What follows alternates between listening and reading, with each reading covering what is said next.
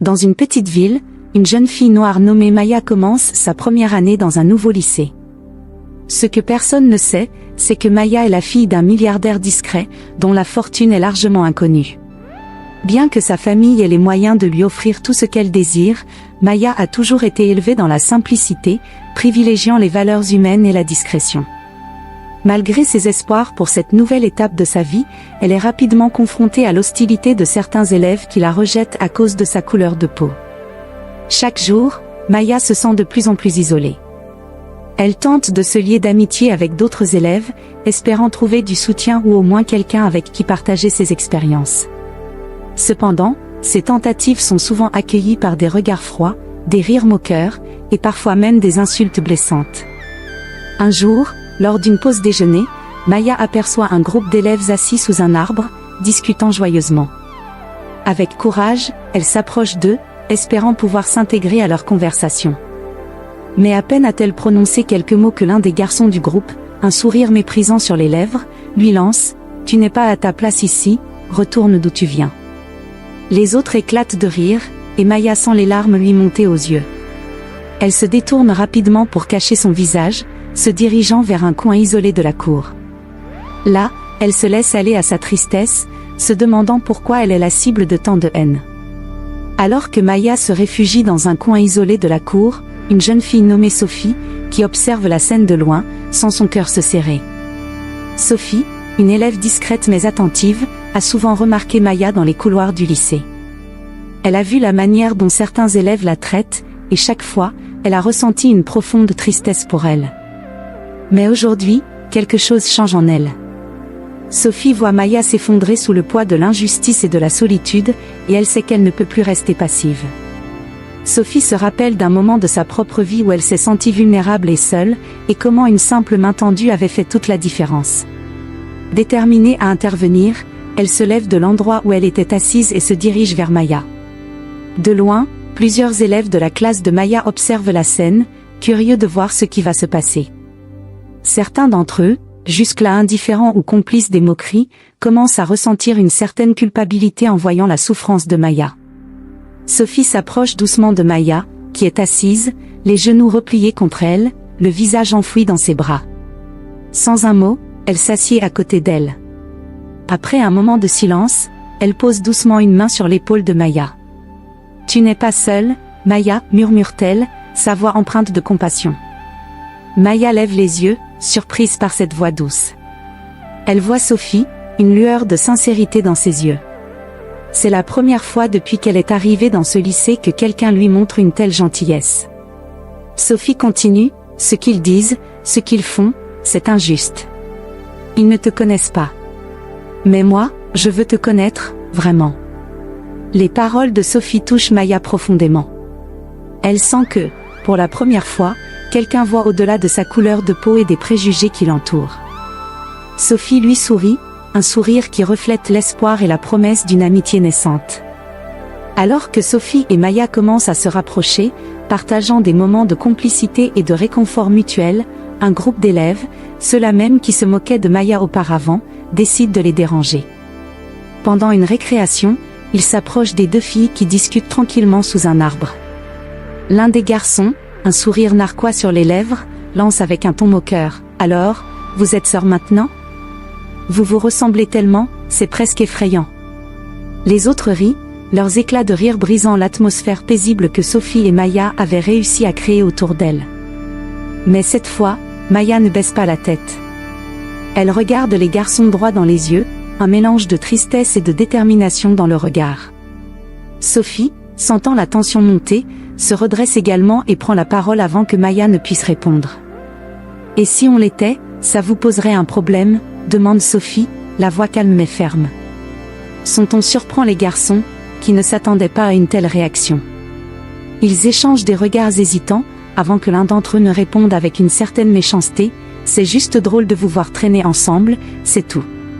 On dirait vraiment des sœurs. » Sophie serre les poings, mais avant qu'elle ne puisse répliquer, Maya prend une grande inspiration et dit « Peut-être qu'on ne se ressemble pas à l'extérieur, mais on se comprend, et c'est tout ce qui compte. Peut-être que vous devriez essayer de comprendre les gens avant de les juger. » Les garçons, déconcerté par la réponse de Maya, reste silencieux pendant un moment. Il n'avait jamais vraiment pensé à la profondeur de leurs actes ou à la souffrance qu'ils causaient.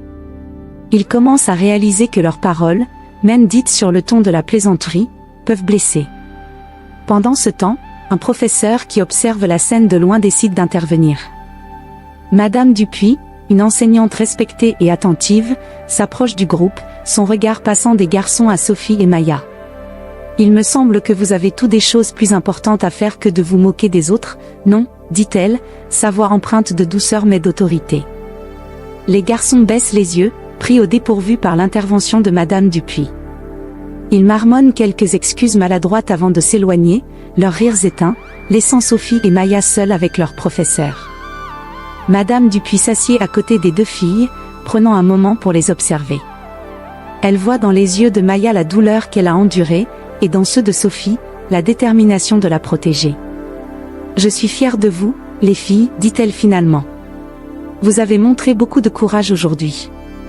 Si jamais vous avez besoin de parler, je suis là pour vous. » Maya se sentait plus confiante grâce au soutien de Sophie et de Madame Dupuis, mais les autres élèves n'étaient pas prêts à accepter cette nouvelle amitié.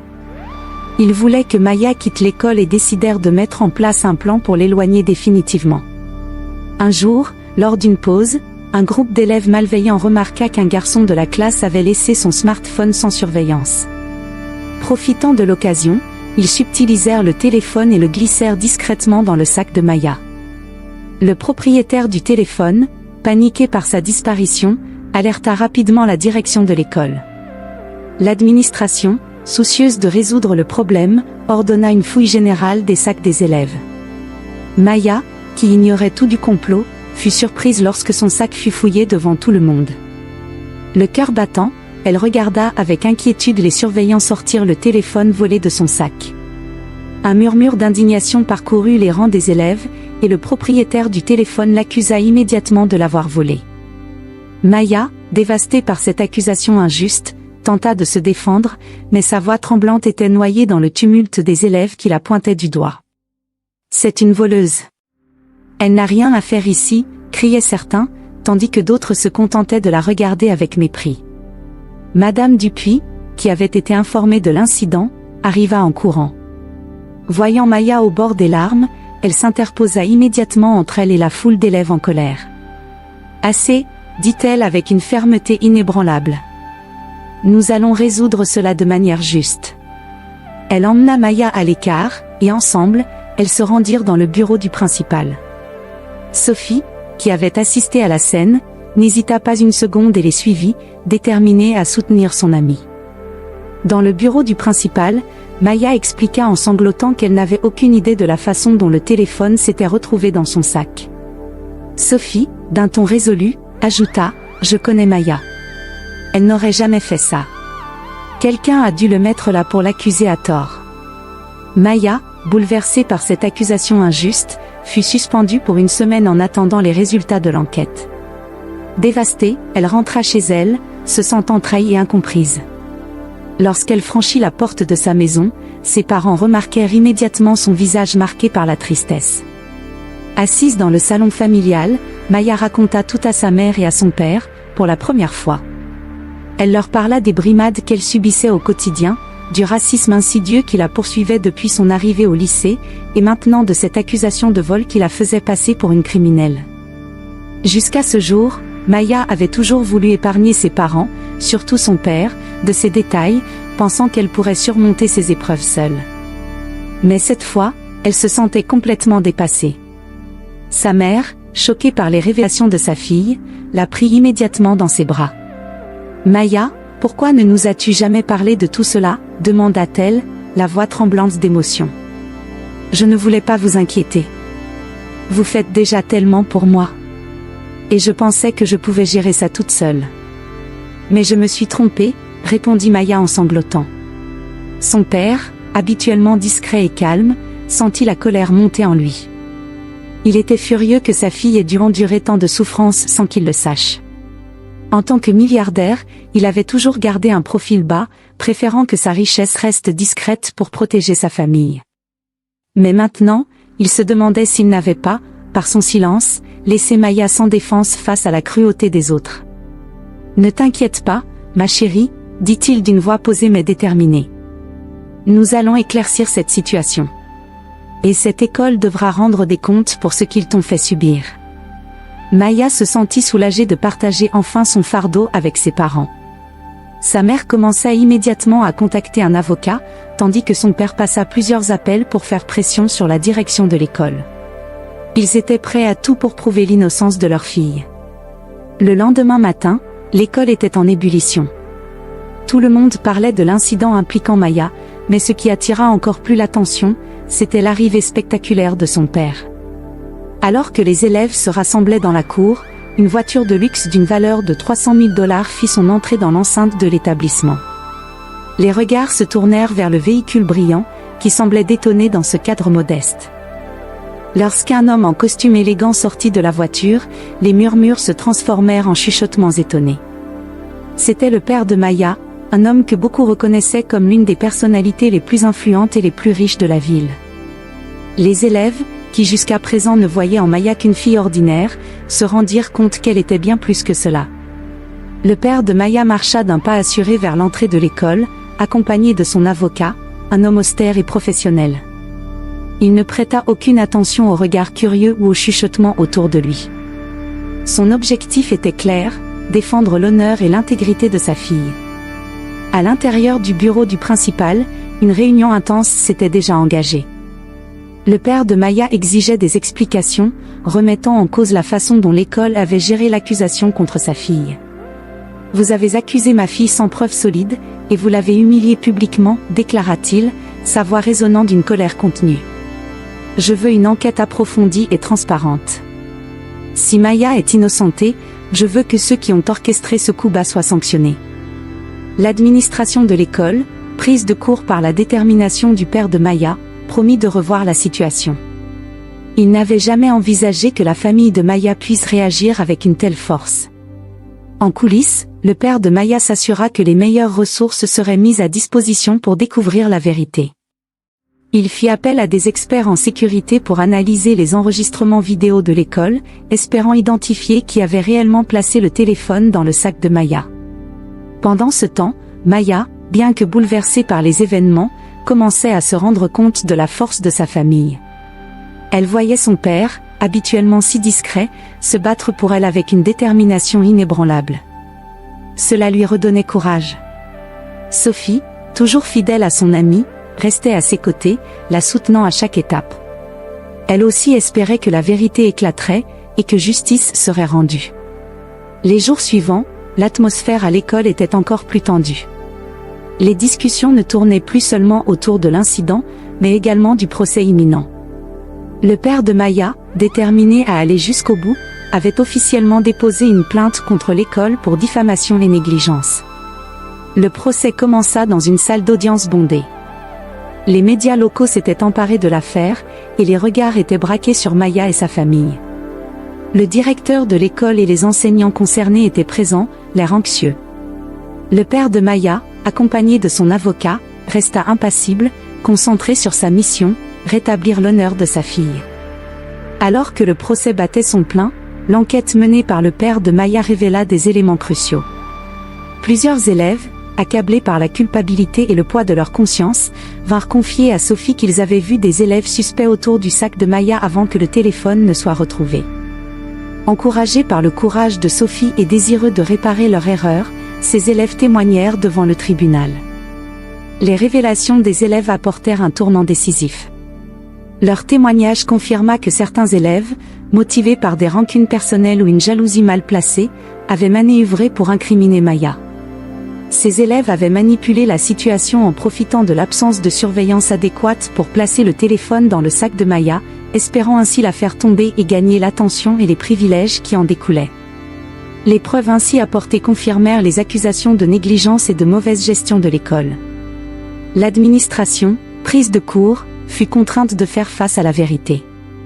Le directeur de l'école, ainsi que les enseignants impliqués, durent reconnaître leurs erreurs et leur précipitation dans le jugement. La vérité émergea au grand jour, et l'école fut condamnée à des sanctions sévères, notamment la mise en place de nouveaux protocoles pour prévenir de futurs incidents et un programme de formation pour le personnel. Avec la vérité révélée, la réputation de Maya fut rétablie. L'école, maintenant sous les projecteurs, dut faire face à une vague de critiques et à la pression publique. Le père de Maya, satisfait du verdict, continua à soutenir sa fille tout en restant actif pour promouvoir des changements dans le système éducatif afin de protéger d'autres élèves des injustices. Maya, bien qu'ayant retrouvé son honneur, continua à se battre pour aider d'autres élèves victimes de situations similaires. Elle se rapprocha des élèves qui avaient témoigné, formant avec eux un groupe de soutien pour aider ceux qui se trouvaient dans des situations difficiles. Sophie, quant à elle, fut félicitée pour son courage et son intégrité. Elle et Maya développèrent une amitié encore plus forte, fondée sur des valeurs de loyauté et de justice. Ensemble, elles commencèrent à organiser des ateliers et des conférences dans les écoles locales pour sensibiliser les jeunes aux questions de justice et d'éthique. L'incident eut un impact profond sur l'ensemble de la communauté scolaire. Les élèves, les enseignants et les parents se réunirent pour discuter des leçons tirées de cette affaire et de la manière dont ils pouvaient améliorer l'environnement scolaire. L'école entreprit des réformes significatives, allant de la mise en place de procédures de signalement plus transparentes à l'encouragement de la culture de la responsabilité et de l'honnêteté. Maya, désormais consciente de la force de son propre caractère et du soutien indéfectible de sa famille et de ses amis, regarda l'avenir avec espoir. Elle s'engagea à utiliser son expérience pour inspirer d'autres jeunes et défendre la justice. Sa relation avec son père s'approfondit, et elle apprit à apprécier non seulement la force de sa famille, mais aussi le pouvoir de la vérité et de la solidarité.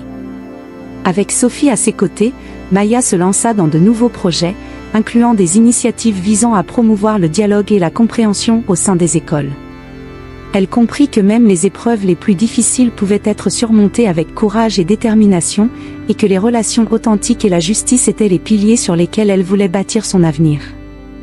L'histoire de Maya nous rappelle que la vérité et la justice ne sont pas des concepts abstraits, mais des principes essentiels qui nous guident dans nos actions et nos relations. La manière dont nous réagissons face aux injustices, et la façon dont nous soutenons ceux qui en ont besoin, définit notre caractère et notre intégrité.